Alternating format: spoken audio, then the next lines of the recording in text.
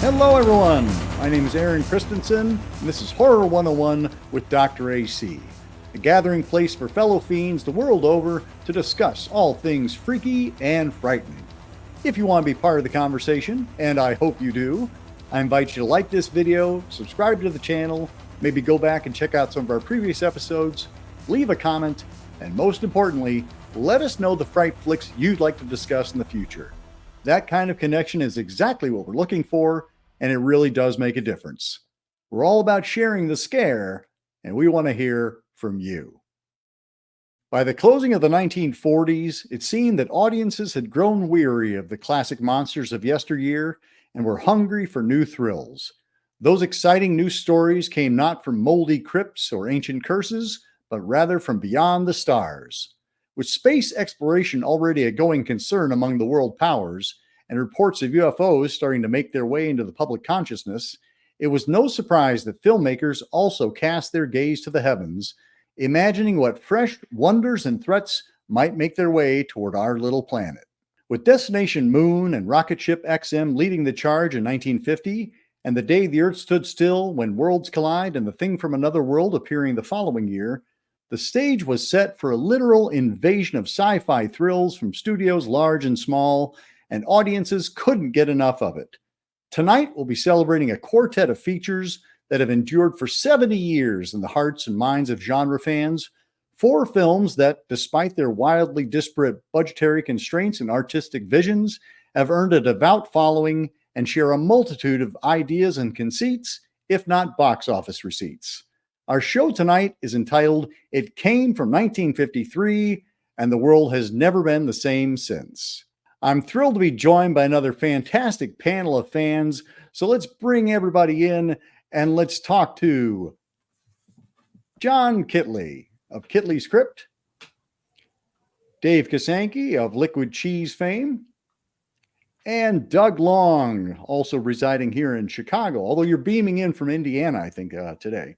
And tonight we're going to be talking about, in no order in particular, The War of the Worlds, Invaders from Mars, It Came from Outer Space, and Robot Monster, all from 1953 and all celebrating a 70th anniversary this year. Thanks for coming on the show, everybody, and welcome.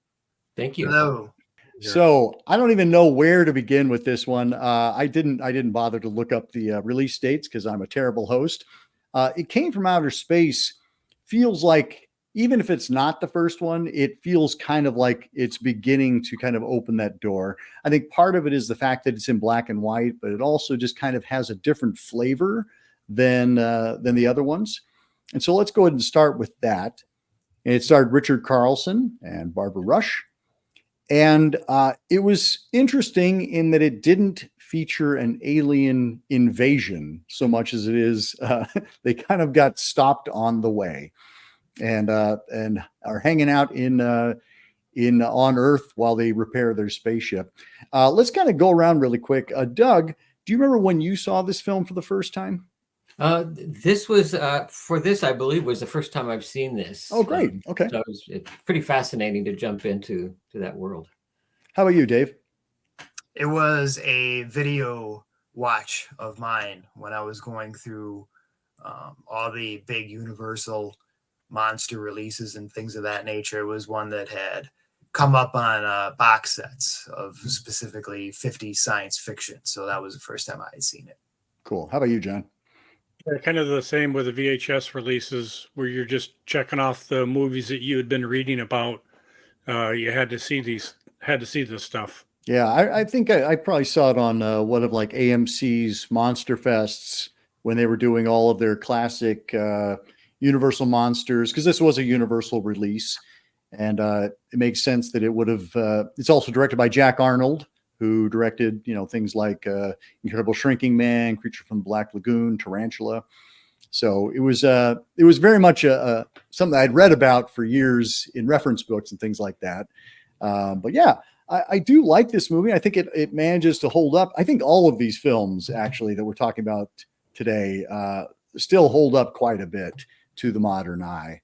I do think this one is, because when I first remember seeing it, I was slightly disappointed because, as you mentioned, it's not an alien invasion movie. So as a younger fan, you're looking for the monsters, for the, the horror aspect, even though it is sci-fi. Right. And I did find it, I don't want to say boring, but a little let down that it's not what I thought it was. Sure. But this is definitely, when you go back and see this as an adult or a more experienced film fan, there is a lot going on here. And I think it's a very smart, intelligent film that I think is a shame that even though it's aimed towards a younger audience, it literally probably went over their heads with sure. the message that it was trying to deliver. Well, I would agree. I think it's the most philosophical of this quartet. It's very much, it's a Ray Bradbury story, and I read that he has essentially turned in a screenplay, even though he's not credited. And I think it is the most thoughtful of these films, and intentionally doesn't. He didn't intend to show the alien at all. That was something Universal called for. Yeah, the idea that we are in the thick of the Red Scare at this point. We're at the height of McCarthyism, and so the idea that we're anybody who's different from us, what do? We kill them. We fear them. We destroy them. Right. And I think that's it's speaks to the wonder of sci-fi. That we're able to layer in those social commentary, those messages. This is one of the movies. This is not the only one that also along those lines, Aaron, has the idea that people are not who you thought they were. Yeah. Right. Yeah. Well, we're going to definitely talk about that. And, Invaders from Mars covers similar terrain. Definitely. And it's interesting, the kind of invasion of the body snatchers, which wouldn't come along for another 3 years. That's become kind of the hallmark for, that false face, the neighbors that we know. But, this one and Invaders from Mars got there first. Yeah. Like Doug was saying, the initial idea was they didn't really want to have an alien. So the aliens in this one, like you were saying, Aaron, are human. So it has more of that element, which again goes back to what John was saying, where when I first saw it, I had the same reaction where I wasn't quite as interested because it didn't have a monster per se. It was just like, oh, these are just people. Right. But again, watching it now, it definitely resonates in different ways, especially when you see the reactions to how the characters basically handle everything. Everybody except the Richard Carlson character, who seems to be the only one who has a sympathetic eye, so to speak, to what's going on, whereas everyone else is like, destroy, destroy, destroy, that kind of thing. It's interesting, like you said, Doug, the story is a Ray Bradbury story. It's an original story by Ray Bradbury. And then he had turned in a 100-page treatment, which is more or less a screenplay. But because he was not an established screenwriter yet, he was about to write adapt Moby Dick for John Huston. But because he wasn't an established screenwriter, Harry Essex came on board and he rewrote. Well, he says he typed out the treatment and added some dialogue, and he gets the sole screenwriting credit. But our producer, William Alland, he would go on to produce several other of these sci-fi films for Universal, including Creature from the Black Lagoon. And I didn't realize until just recently that he was part of Orson Welles' Mercury Theater. And so he was part of The Night That Panicked America in 1938 when Orson Welles' infamous War of the Worlds radio broadcast ran. So the idea that he was part of this first sci-fi wave is pretty hilarious as well. One of the things that I do love about this film is when you do get to see the creature, even though it's not a lot of screen time, it's not a guy in a suit. And that's, and maybe due to lack of creativity or imagination back then, but usually the aliens, like the thing from another world or even Invaders from Mars, it's a guy in a suit. It's very humanoid. Like, we get something that it's kind of like the old saying is, give me something I've never seen before. Yeah. Well, what exactly does that look like? They do that in here, and they come up with something that's very unique and that could be frightening, especially for an audience at that time. And I've always loved that design. Well, and along those lines too, we get to see the opposite. We get point of view shots from the alien through that Cyclops eye, which is pretty interesting. Well, and this was also 1953, which was the advent of 3D. And so this film kicks off with, the landing of the spaceship, which looks very much like a meteorite, but it comes right at the camera. And I can only imagine, what an audience in 1953, how much they enjoyed that, and were leaning back from the screen as this thing hurtled toward them. Surprised when I was reading up on that this was a 3D film, because I didn't think of black and white films in terms of 3D. Well, this was one, and Robot Monster, which we'll be discussing Right. later, also 3D, and Creature from the Black Lagoon. There were quite a number of these films that came out in 3D. House of Wax also came out in 1953, and that was kind of the big showcase, in big living color and things coming at you. Even though this one does have that opening, that very striking opening of it coming at you, I think a lot of the 3D effects on this are not so much of the poking at the camera, but rather the depth, playing around with like looking at things in the distance, and the desert really plays well in 3D. Yeah, House of Wax now does feel a little gimmicky at times, like when they paddle ball toward the viewer. Sure, for sure. Yeah, though the earlier 3D ones definitely was more of the depth, because even in the Creature from the Black Lagoon, underwater, you see the bubbles in the foreground, and it adds to the look of the film. Yeah, I mean, the fact that as you said, John, I mean, this is not a monster movie. It's much more of a thoughtful approach. And what's interesting is we were talking about Beast from 20,000 Fathoms on another show, which is another film that's inspired by a Ray Bradbury story. And that story, The Foghorn, has a melancholy tone to it, where you've got this, prehistoric beast that thinks it's hearing one of its own, and it's answering the call of a foghorn. And so it comes and it tries to interact with it, and he ends up, knocking it over and breaking it apart. And it's a much sadder, film, or much sadder concept than, a prehistoric beast marauding around New York City. And I feel like the same thing kind of happens here, is we have a very kind of thoughtful approach that, the Universal folks, just purely from a commercial standpoint, we're trying to make something a little bit more dynamic. I'm kind of surprised that Universal didn't come back and say that they had to have a bigger monster. But maybe they were too worried about the 3D aspect of it, or hoping that would be their gimmick to sell it. Mm-hmm. But again, I give them kudos for taking a very smart idea and putting it out there, especially at that time with all the other stuff that's going on, because a lot of these films in the 50s give you that warning of the future, but it's usually got a positive spin at the end, like man's gonna learn. This is totally different, that accepting something that might be different, don't immediately regard it as a threat. And that's a very powerful message for that time. Well, that whole speech, that scene where, Richard Carlson is talking with the sheriff, and he sees the spider, and the sheriff, he's like, what would you do if that thing, came towards you, and the sheriff like just stomps on it. And you're like, exactly. That's what they're afraid of. Yeah. Shame that sheriff wasn't in Tarantula. The payback. Yeah. It's worth commenting that, Richard Carlson here kind of sets the template for what all 50s sci-fi heroes will be. They're going to be these scientists who are open-minded, and who are going to be kind of like the ones who are heroic.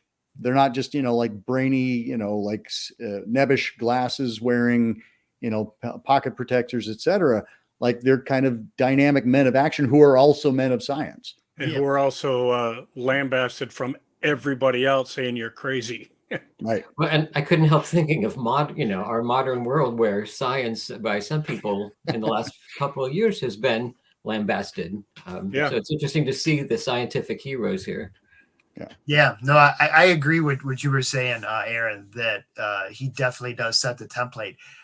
He probably comes across, just in the grand scope of things, as maybe more soft than, say, somebody like John Agar, who I think has a little bit more of a harder, more intimidating presence later. But definitely Agar, I think, was patterned like you said, after Carlson. I do think Yeah. he was the template. I think for me personally, I think Carlson got better in some of the other films he did, Creature from the Black Lagoon, and my favorite is The Tormented.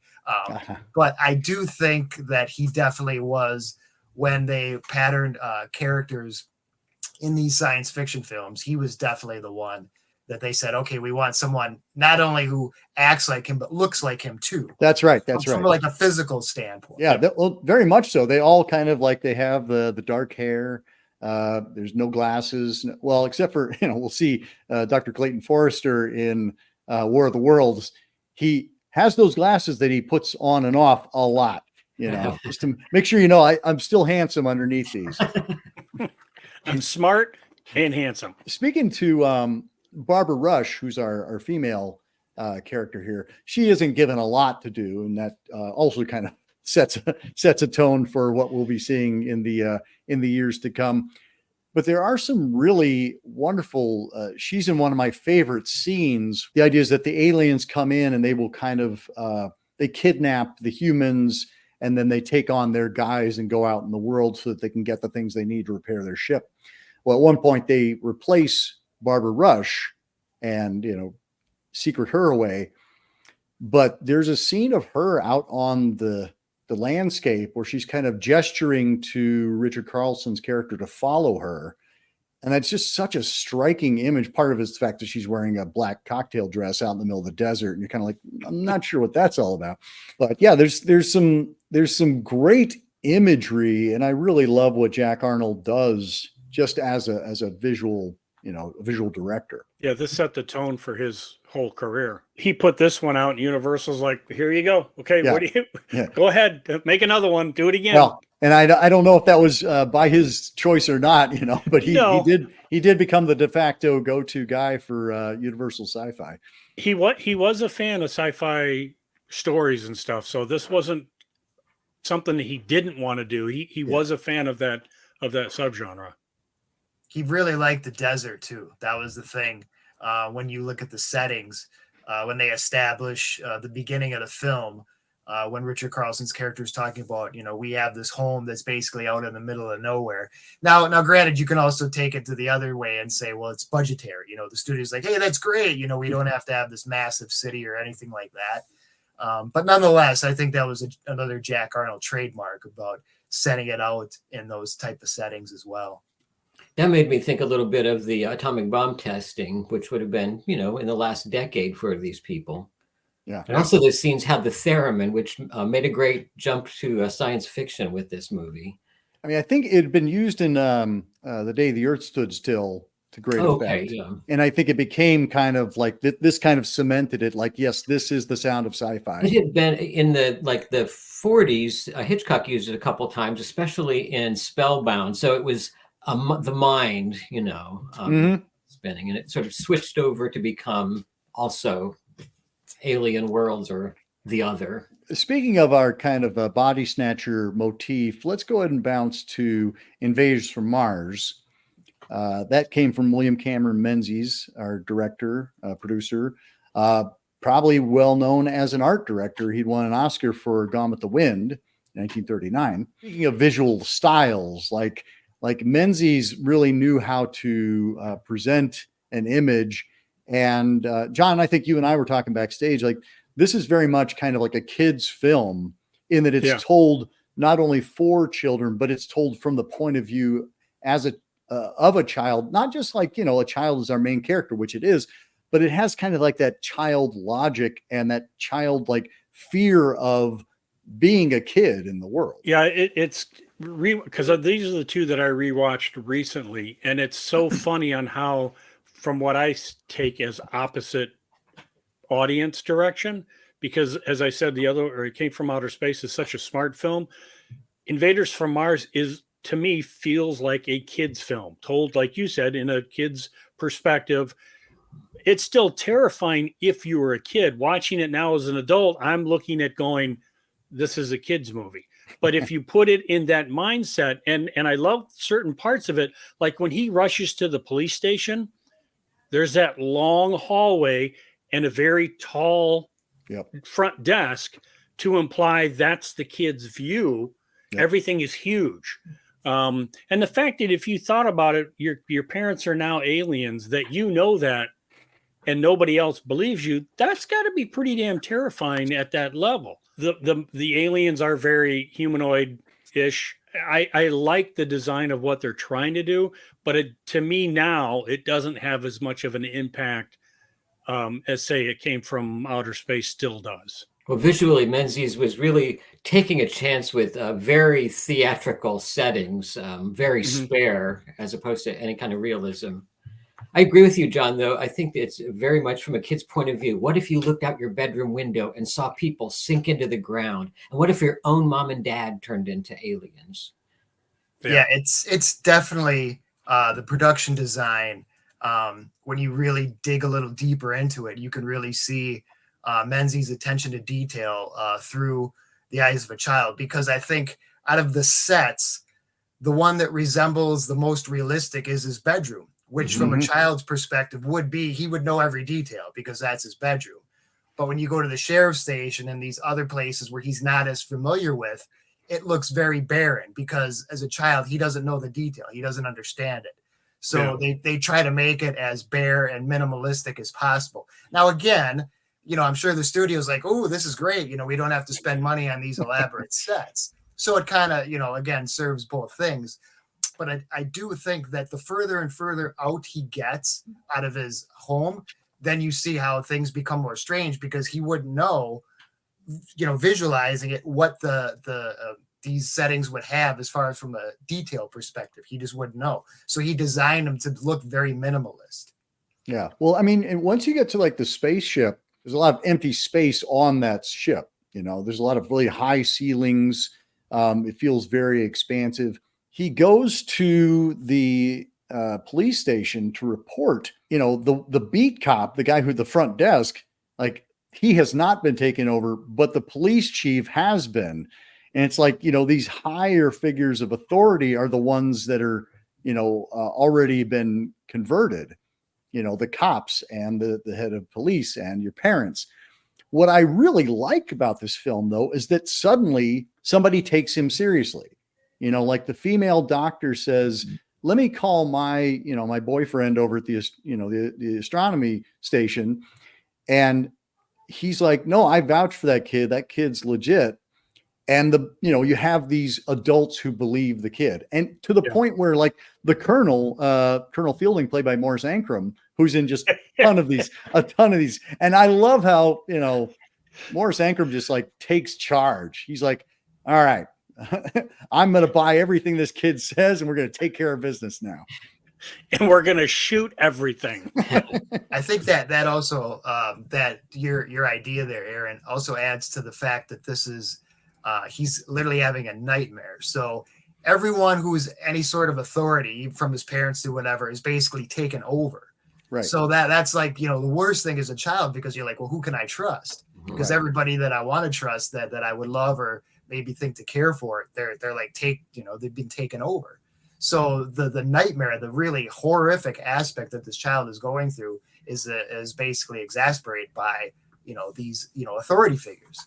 But interestingly, to follow up on it came from outer space, who can he trust? The people of science, a doctor who is a woman in 1953 and the other astronomer. Yeah, Arthur Franz playing Dr. Colston. It very much becomes a let's try and head this invasion off. And I think Colonel Fielding, like played by Morris Ancrum, like he really does a great job. They pin it down to like it's this a sand pit, which makes that great like choral noise whenever like it opens up. Score was composed of like 12 different voices. And in addition to the orchestra, they would have just these different introductions of just voices as instruments. But I love the fact that, we get to see it's a legit battle of wills and smarts between the aliens and the authority, the military. And it still shows the military is in the good guys. Right. And they're not just obstinate. Yeah. But, maybe it's been almost a decade since they've gone to war, so they've been kind of bored. So Give us an enemy. We're right there. Let's go. We'll jump at that chance. Any favorite scenes that jump out at you from Invaders from Mars? I always liked when the one alien falls down the hole because it's so much a dummy. But it's one of those things that it puts you in that mind frame of what we're watching. I also like the end scene. It's very, very bizarre. It's basically, I think they said he was running on a treadmill where he's like running, and then they flash all the images about the things that had happened before. That's like very bizarre, very, very surreal. One of those things that when you're watching going, wow, this is like different from what they had filmed before. It's a very interesting way to try to like encapsulate all the stuff that had happened, prior to that moment. And I would go with the little girl falling down the hole. It's sort of is that balance between hysterically funny and horror. A kid sees his little friend go down. Yeah. Well, and the fact that he keeps seeing like the little X's on the back of people's necks. Yeah. Because this, I don't know if this had struck me in previous viewings, but like the notion, again, this is for kids, supposedly, but they've got it set up that like, here's this thing that they've implanted in the back of your neck and they explode it to give you a cerebral hemorrhage to kill you. And I was like, wait a minute, did they just said they like put a little bomb in the back of your head and they blow it up like that. I don't know why that hadn't landed with me before, but I was like, that's terrifying. Yeah. One of the things I really love is that the image from his window, we only ever see that pathway up there from his vantage point. And it becomes kind of a fairy tale. And that was what struck me this time is that it's always the same path that people go up and then things happen.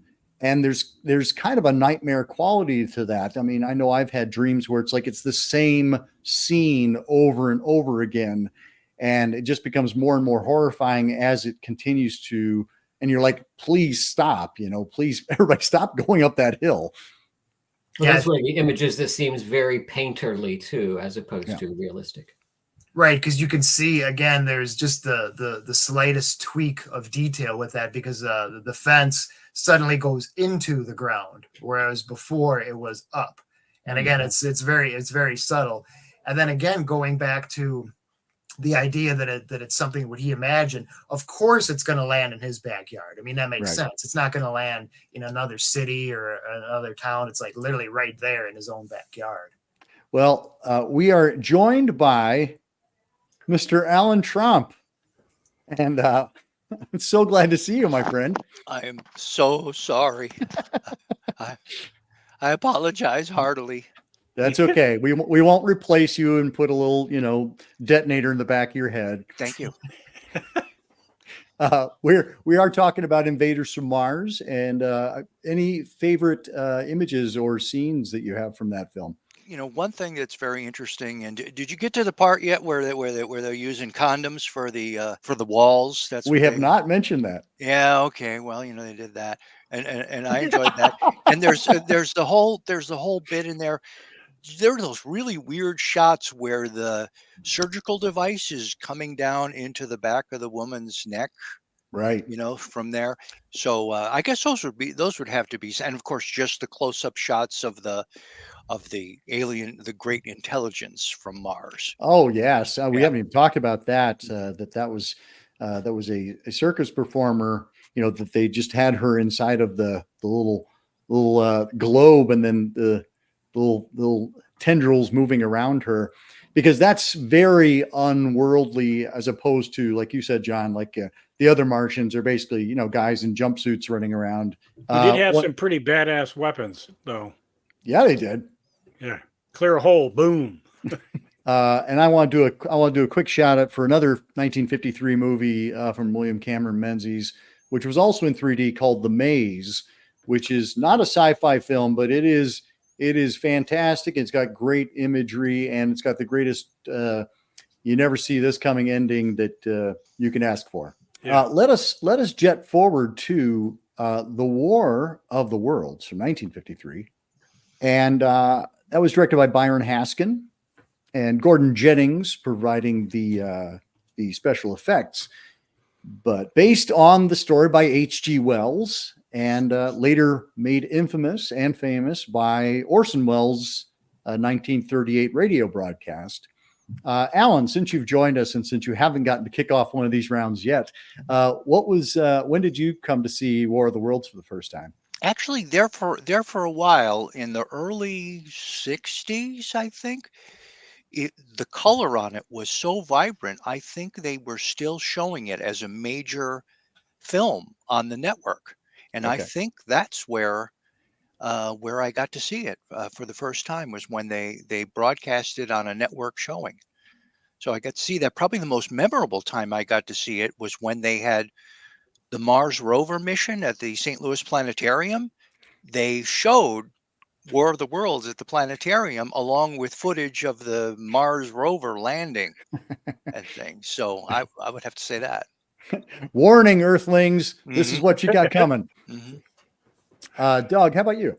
Oh, this was it. I mean, I'd seen the Spielberg and I'd heard the Orson Welles, but this was the first time for this, and it was indeed Fantastic. beautiful. Dave? I think the first time I had seen it was a laser disc. Whenever that first came out, I don't remember, probably early '90s for that. So that would be my first viewing. And do you remember, Dave? Do you remember your reaction to it, seeing it in that format? Like, I loved it. I mean, to me, it's in my opinion, it's one of the most exciting films of its kind. And I think all these films we're talking about definitely have their own charm to home video. But I think War of the Worlds, when you think of like today, like big budget, like action films for 1953, I can only imagine like how something like this would have gone over with the audience. Cause I don't know how much that had come before that was quite like this. I mean, that film is just like, it's like the essential, what I would consider like a big budget action film today, but back then. So Yeah. it totally lends itself to home video viewing perfectly. well, and all of those other films that I listed in the introduction, Day the Earth Stood Still, When Worlds Collide, The Thing from Another World, those are all in black and white. So here we have this vibrant Technicolor, and there's that scene where, the three guys walk up to the spaceship, they're waving the white flag, and they just get incinerated on the spot. And I can only imagine what an audience in 1953 is like. Oh, shit, here we are. How about you, John? Where did you encounter this for the first time? It was on TV. It had to have been early 70s. It was before I was 10. I know that. And I love this film, even though one part in particular just terrified me. I mean, literally gave me nightmares. Again, going the same with it came from outer space. We have a Martian we've never seen before. It's not a guy in a suit. The spaceships are not the flying saucers that we've grown up with, technically. Probably one of the most original designs for an alien craft, not as Wells had described, because they weren't tripods. Right. I actually think these still hold up and are still just freaking badass. But those Martians, those guys scared the crap out of me. And I think they were really well done. The fact that it's in color, yeah, seeing this in the original release had to just be terrifying, especially at that time with the space, the war and the space race and all that stuff going on, where we're putting stuff into space, and to think someone's coming back. Plus the fact that we technically didn't beat them.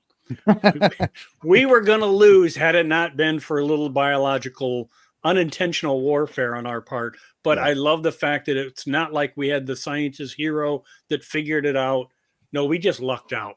You just lucked out. Absolutely. And it is the blessing, literally.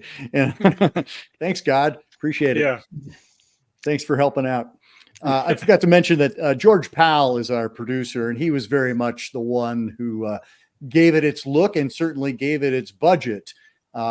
This was a major studio release. And I think on terms of, as you were saying, Dave, like just from a technical standpoint, like this must have been as groundbreaking as something like King Kong, where audiences had never seen anything like it before, and just being kind of overwhelmed by the spectacle of it.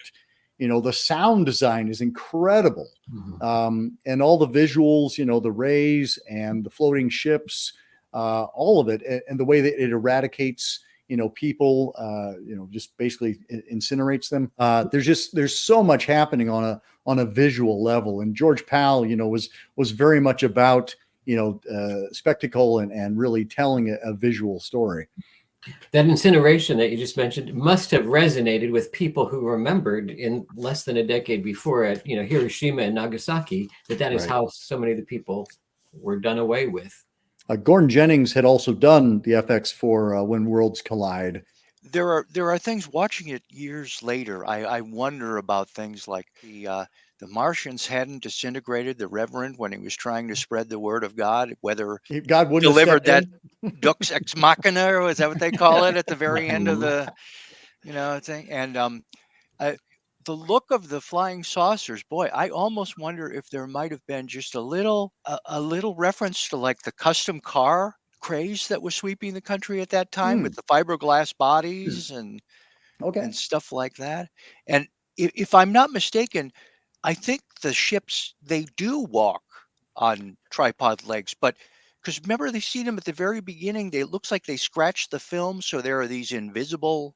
Right. There's the three beams that come Yeah. down, and that's what elevates them. And I think that was intended as an homage Yep, to Wells, I agree. but then they never do it again for the Nope, rest of the movie. Like we nope, because it never looks too see cool that. with them floating like that. Yep. Yeah, never see that again.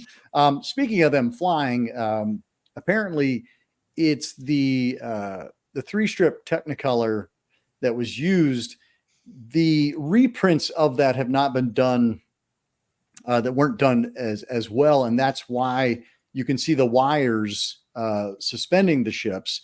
When it was originally released, apparently, like they'd done their due diligence, and you couldn't see the wires, that were dragging the ships along. But in subsequent reprints, they got the Technicolor process wrong because they were using Eastman color at that point. Not on the new Criterion release, though. They actually removed that, Thanks, which Criterion. some fans complain about because they say that's like tweaking the film or whatever. But that doesn't Well, bother me one bit. I think it's returning it. I mean, again, it's returning it to its original vision, which Right. is what it should be doing. I also really like just a simple thing that always got me into the film was just at the very beginning, they play that sort of very martial music with the drums, and they give you that thing about, okay, in the First World War, and now fought with the terrible weapons of super science. Well, Barry Lyndon, who did the screenplay, he had also written a couple of scripts for films by John Brom, The Lodger and Hangover Square, both of which are really excellent and well worth checking out. But miles from this. But I love the fact that we have kind of an intelligent approach to this material. People had considered doing it as a period piece, during the Victorian era. But because Paramount, who had this for years, they had the property for years, and several people tried to purchase the rights from Wells to adapt it. And they're like, nope, they've got it. And finally, they decided to do it, and they did it in a modern era because the justification being that, when Wells was writing, it was a modern story then. And so when Spielberg did it as well, in 2005, he took the same approach. He's like, I'm going to do it in a modern setting as opposed to trying to do it as a retro period piece. Thank God for Tom Cruise. No, just thank God. That's right. In this film, that's true. I do think it's interesting that they take a different approach to possibly the message that they're sending out. That, as I said before, that we just lucked out. Mm-hmm. That maybe kind of implying we need to be prepared because this is coming. So we need to advance our technology so we can fight back to these, to this alien invasion. Because it's as the story goes, you just realize you're going, okay, I'm waiting for these guys to come up with hey, I got it. This will do it. Mm-hmm. And it never happens. You never do. And it just gets worse and worse. Yeah, I've always been fascinated with this film because it's not like a lot of the other sci-fi films of this decade. Right. Yeah. We just keep losing and losing and losing and losing and losing until the end when God steps in. On that note, they talk about like other countries putting up a brave defense. And I'm kind of like, what does that even look like? You know, it's like, is England just doing it better than we are? Because we're not putting up a brave defense at all. We're just like dying. Everybody's trying, but nope. Yeah. I think it's funny that Gene Barry, our hero, his name is Clayton Forrester, who, of course, you know, is the name of one of the baddies in Mystery Science Theater 3000. I also like his fancy red framed glasses, as I mentioned earlier, that he keeps putting on and off. Like, that's some stylish science action going there. The other thing I like about this film that obviously in the first several viewings I had no clue on, but watching it now, you see all these little actors that had gone on to do other things. I mean, Les Tremayne is one of the Army generals who was in a ton of other sci-fi stuff. You have Robert Cornthwaite, who was in the original Thing from Another World. And then you have a smaller actor like Paul Birch, who's one of the three poor bastards in the beginning. He done a ton of stuff for Roger Corman around that time. So you just see these little bit parts of actors that I really enjoyed. Well, and again, as I said, this was Paramount, and It Came from Outer Space was Universal. And then we come to Robot Monster, which was not from a major studio, believe it or not. But it has wormed its way into the hearts and minds of sci-fi fans everywhere. It's the one that is renowned for having a guy in an ape suit with not a diving helmet. It's a space helmet, you know. Correct. Clearly not a diving helmet. But I also, like, he's not really a robot at all. He's clearly, you know, an organic. He's animal. a Roman. Yeah, he is a Roman, but he's not a robot. This movie's just goofy from the get-go. Directed by Phil Tucker. I think they shot this. What's the official count on how many days it took for them to shoot this? It wasn't long, less than a week. Yeah, I think it was under a week. And it was about what, 20,000? It wasn't 16,000 is what I read.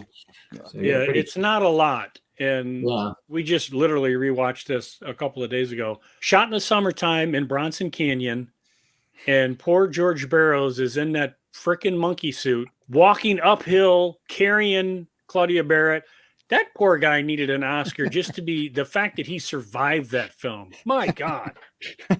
Yes, as John pointed out, we did just watch this recently, and it was released in 3D, which is kind of amazing considering it had to be a low budget affair. So the idea of having a 3D camera on site is kind of amazing to me. And when you see it in 3D, it is shockingly effective. There's the, famous billion bubble machine. So the bubbles are kind of floating out toward the audience. But there's a lot of reaching out, but just also the depth of the desert. John was talking backstage that there's one point where if you close your eye and you're looking through the red lens, you see one image. And if you look through the blue lens, you see another image. And so those two are juxtaposed, which gives you a massive headache when you're watching it on screen. Similar to Invaders from Mars, it's told from a child's point of view. And it is a dream. Or is it? This one kind of goes in a slightly different direction, though, from the aspect of the boy, in that this one seems to play a little bit more, depending on how much you read into it, the fact that he doesn't have a father. And then all of a sudden things switch, and I think it's one of the professors or whatever that all of a sudden That's true. Yeah. becomes his father.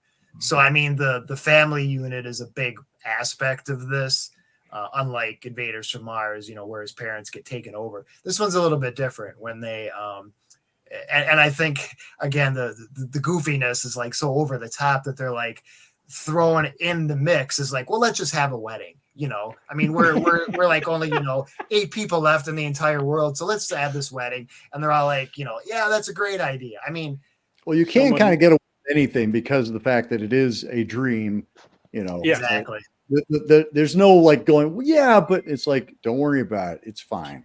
Well, right. Yeah. Details like that slow thing could have killed literally everybody else in the world could only make sense in a boy's imagination. Or as somebody pointed out a couple of days ago, they literally had everybody on the planet at that wedding. Right. Perfect.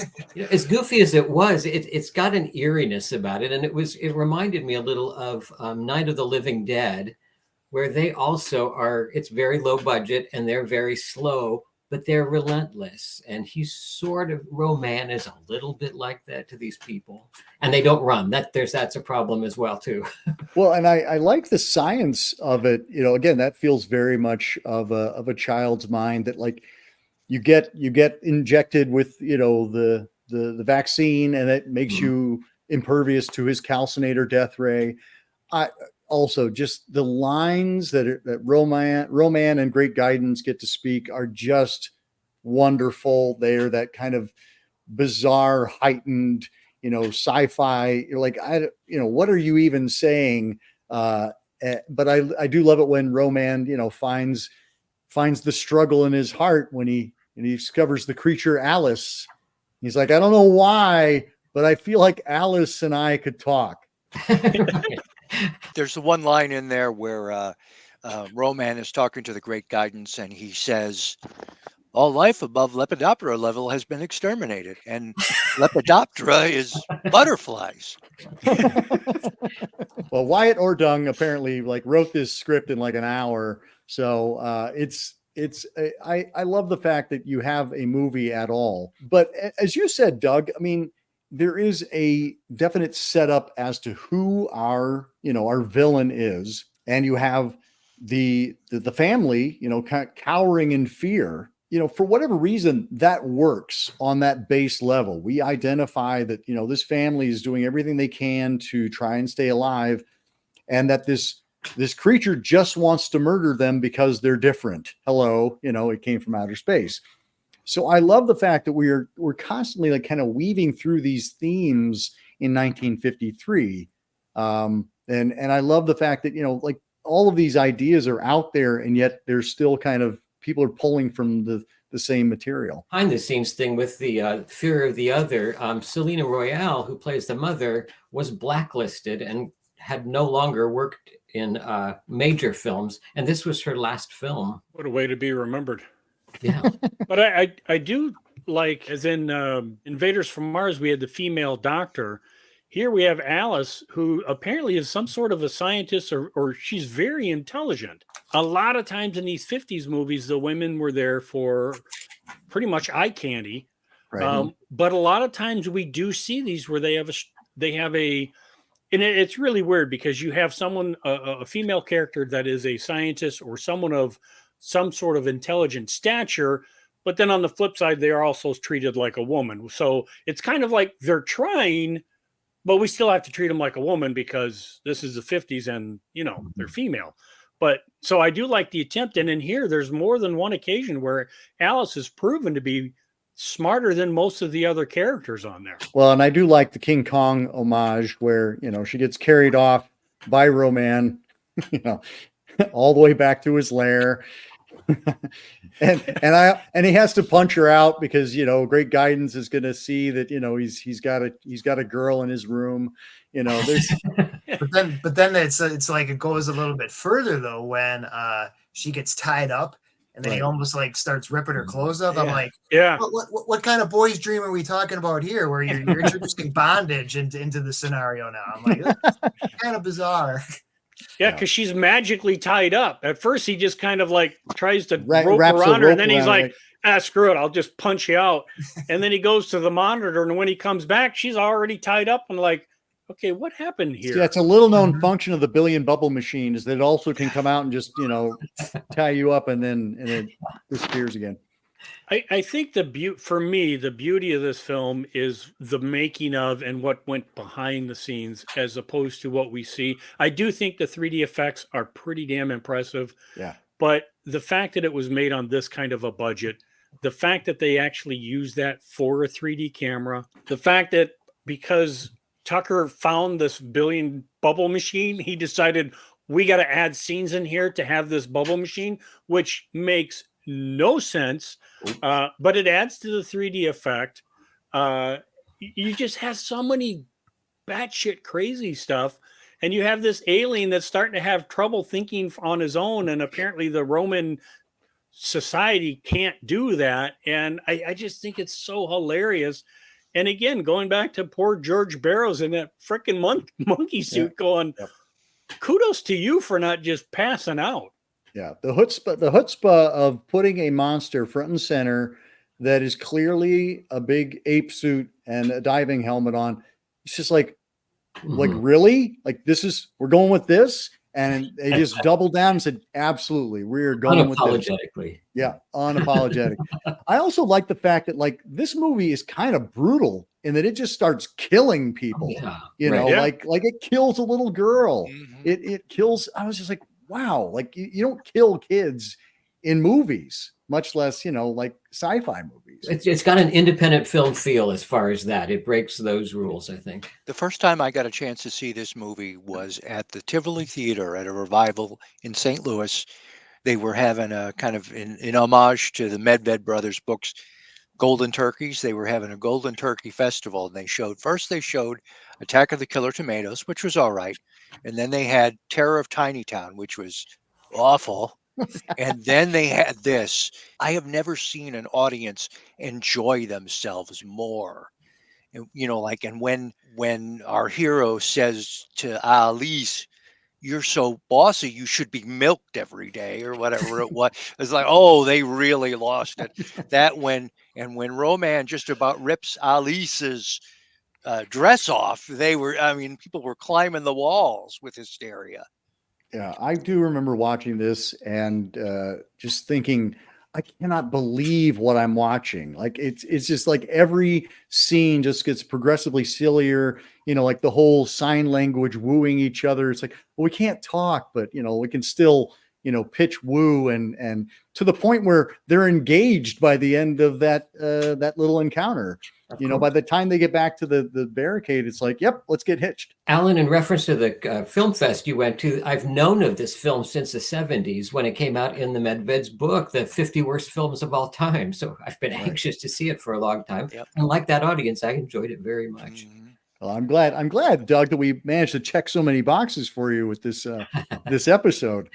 Any final thoughts about our fantastic year of 1953? One thing I thought about with all of them, with the invasion from Mars, is now in 2023, we've got live satellite photos of Mars, and the general public is pretty meh. But back then, when we had to write our own, version of it, they flocked. Yeah, you know what? That's a good point, Doug, too, because I was only 4 years old when we landed on the moon, but everybody was glued to their TV when that happened. I mean, that was literally the biggest event in the world. And now, oh yeah, there's thing on Mars. Oh, look. Okay. Yeah. Yeah. But the Kardashians. Yeah, exactly. Which is why I still think NASA should have put something in there, off to the side going, wait a minute, what the hell was that? Oh, never mind. It does make you wonder what would have to happen, on an interstellar level for us to pay attention again. I mean, nothing short of say War of the Worlds, where you have like this ridiculous attack. Actually have like something coming to Earth, either a meteor or aliens. They just had these Senate hearings, maybe just like a few months ago, where David Grush was coming out, and basically, again, there's no proof, so people are just like, meh. But I mean, it's probably the closest thing that they've ever come with Congress to like actually admitting that, there's this stuff out there. We don't exactly know what it is, but if you would think about, say, 40 years ago or whatever, this would be like giant news. Everybody would be like, oh my God, this is like the greatest thing ever. But now people are just like, so, whatever the latest shiny object is. Yeah. But I'd also just like, in kind of summation of all these films, is interesting is that the cinematic universe of like alien invasion has always been, by and large, like negative. Like the aliens are here to destroy us. These things are like evil. They're invaders. Whereas depending on how much you read into like actual like alien encounters, at least the ones that are like more on the level, not the real goofy stuff, there's no evidence of like aliens being malevolent. There's nothing out there where they've attacked people or like incinerated people, all these things. So I think that people who study the UFO phenomenon, things like that, the cinematic version of it is completely different from the people who study this, saying that's not the case. They're not out there to destroy us. They're more of it's a warning, which kind of ties into it came from outer space a little bit. Yeah. Where they're like, well, if you don't change your ways, this is kind of what could happen. Versus something like War of the Worlds, where it's just like we're here to destroy you, and there's no hope whatsoever.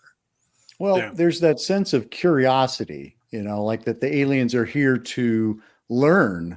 And I mean, that's exactly what we're doing when we're sending our probes out there, is we're trying to learn. We're not looking to invade yet, but we're trying to, discover what is there out there beyond our world. We've been playing around with those ideas for over 7 decades now, and it doesn't seem like we're stopping anytime soon in terms of being curious and our imaginations taking us, beyond the stars. Plus, you have to realize that movie studios are looking for the niche subject that they could exploit.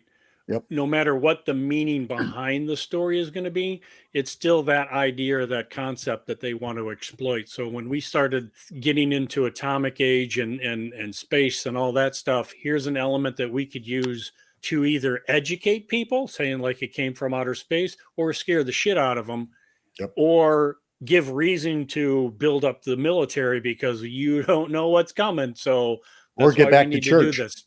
Or get back to church too, right? Or stop taking medication because you want to build up your endurance, build up your antibodies, exactly. Your immune system, right?